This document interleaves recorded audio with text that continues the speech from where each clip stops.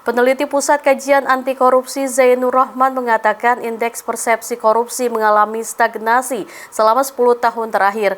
Zainur juga menegaskan pemberantasan korupsi harus dimulai dari penegakan hukum. Berharap kepada Presiden Prabowo dapat menjalankan kebijakan yang konkret seperti perampasan aset dan pengembalian independensi KPK. Bisa meningkat secara signifikan. Nah, saya ingin sedikit menjelaskan kepada Mas Ihsan bagaimana indeks persepsi korupsi itu mengalami stagnasi. Sekarang kita di angka 34, itu sama persis Mas Ihsan dengan indeks persepsi korupsi 2014. Artinya selama 10 tahun terjadi stagnasi, jalan di tempat. Strategi pemberantasan korupsi itu harus dimulai dari membersihkan sapunya terlebih dahulu, yaitu melakukan reformasi bidang penegakan hukum untuk membereskan judicial corruption. Karena judicial corruption ini menjangkit di sekujur tubuh institusi peradilan kita. Saya pikir juga tidak hanya polisi, jaksa, hakim ya. Saya berharap misalnya dalam 100 hari pertama itu ada quick wins untuk melakukan percepatan pemberantasan korupsi, baik dalam arti penindakan maupun pencegahan.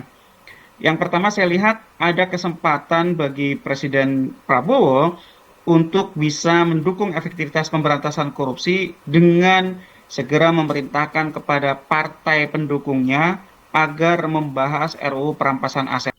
Nah, hal-hal yang seperti ini tidak akan kejadian kalau Indonesia punya instrumen perampasan aset. Kenapa? Karena kalau ada harta penyelenggara negara yang tidak dapat dijelaskan asal-usulnya itu, maka bisa disita, bahkan tanpa melalui proses pidana.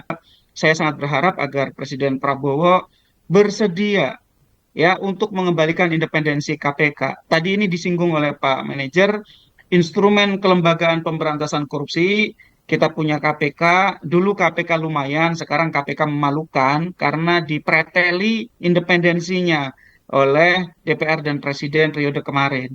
Maka kalau punya komitmen pemberantasan korupsi, independensi KPK ini merupakan sebuah keharusan. Revisi kembali Undang-Undang KPK, kembalikan seminim-minimnya adalah sesuai dengan undang-undang yang lama, Undang-Undang 30 2002. Dan saya berharap Presiden Prabowo mengimplementasikan pidatonya dalam kebijakan yang konkret. Yang pertama tadi, sahkan RUU perampasan aset. Yang kedua, kembalikan independensi KPK. Yang ketiga, buat program-program pencegahan korupsi secara real di kementerian-kementerian pendidikan, kemudian Kementerian Komunikasi itu juga harus digunakan sebagai medium untuk menyuarakan kepada publik agar publik juga sadar